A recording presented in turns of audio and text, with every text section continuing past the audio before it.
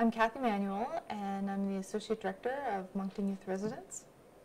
Youth Quest is a drop-in center for at-risk and homeless youth. It's operated by Moncton Youth Residence, and it's been in the community for the last 6 or 7 years. About 10 years ago, the government shone light on homelessness in communities across Canada, and when it did that, Moncton Youth Residences saw that they might have a place in assisting young people. So at the time, about 10, 11 years ago, we came up with a three-pronged plan to open a drop-in center, to open a transitional housing program where youth could voluntarily have a place to live, and open a shelter. The idea was for it to be a one-stop shop for young people. So there's a lot of different services that are offered here. All of Moncton Youth Residence outreach programs move to the second floor here. The first floor is basically designated to the drop-in and the drop-in hours. So youth that are accessing the drop-in center can do so from 12:30 to 5:30 every day, and then on Saturdays in the morning. But they can access a whole host of services that assist them with their basic needs. So they can take a shower here, they can do their laundry for free, they can access food. We have a stove and a fridge and a pantry that if they need to make some craft dinner or some spaghetti or whatnot, they can. We have a computer lab or a computer center that they can access. There's different recreational things. When we think about homelessness, some people would maybe describe homelessness as living on the streets, and we kind of cast a broader net, or we have a broader definition of what homelessness is, and it's really about not belonging anywhere. So maybe some youth are sleeping at their aunt and uncle's house, or maybe they're couch surfing and staying with a friend for a couple of days and staying, at a rooming house for a month or two, but they don't really have a place to call home, and so we would classify them under our definition of homelessness. Funding is always a difficult question to answer. I mean, we live in a great community, and they are extremely generous. Moncton Youth Residences, again, Moncton Youth Residence operates Youth Quest Central, and we also have 18 other programs that we operate throughout New Brunswick. So the majority of funding from Moncton Youth Residence comes from the provincial government, but for Youth Quest Central, the funding, it doesn't fall under any one government program.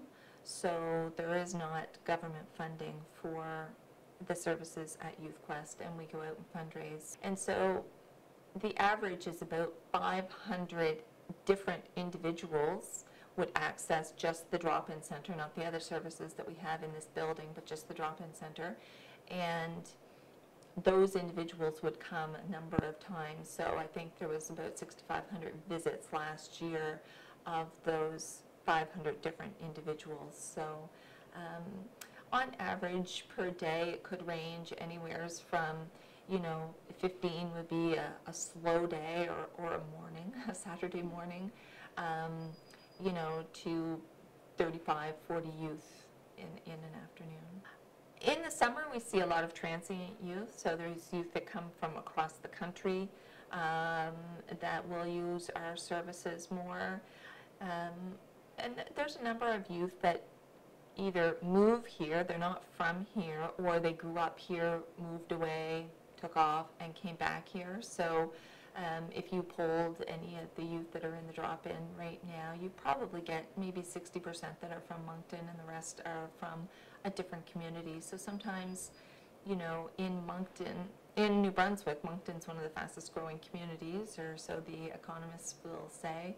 And with that comes growing social problems. So we have people that are moving here with the expectation that they're going to find work, or we have youth that maybe have been struggling with drugs and alcohol, maybe in a smaller community or in St. John or another place in New Brunswick, and they want to get away from that, the whole gang and environment that they were hanging around with before. So a lot of them will choose to come to Moncton kind of as a fresh start, thinking that it's a good place for them to find employment or to start over, and unfortunately they aren't always able to make that break or find the work that they're looking for, or find what they're looking for here without the extra support of services like Youth Quest Central or transitional housing. Well, transitional housing started in December of 2002. We started out with 6 beds, 3 for male, 3 for female. It's for youth between the ages of 16 and 20, whereas Youth Quest Central is for youth 16 to 24. We didn't want that big of an age gap, age range living together.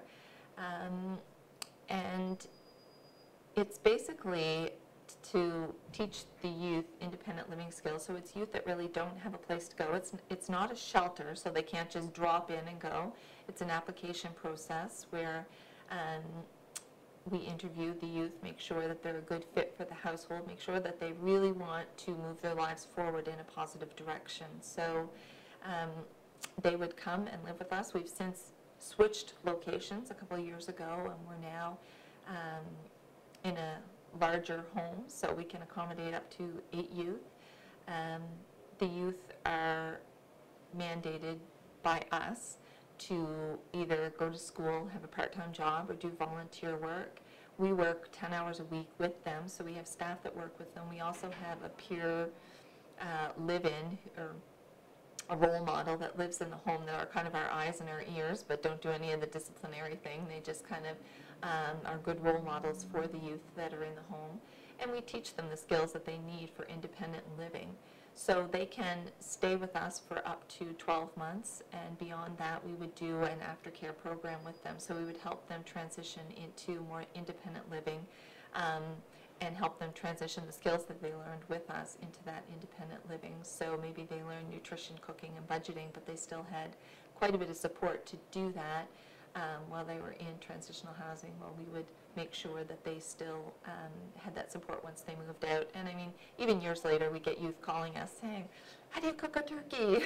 you know, or asking us different questions. So we kind of become their family. Sometimes there is a waiting list. There's often not a vacant space available for that long. So when we have a vacancy, there's normally youth that fill behind it pretty quickly.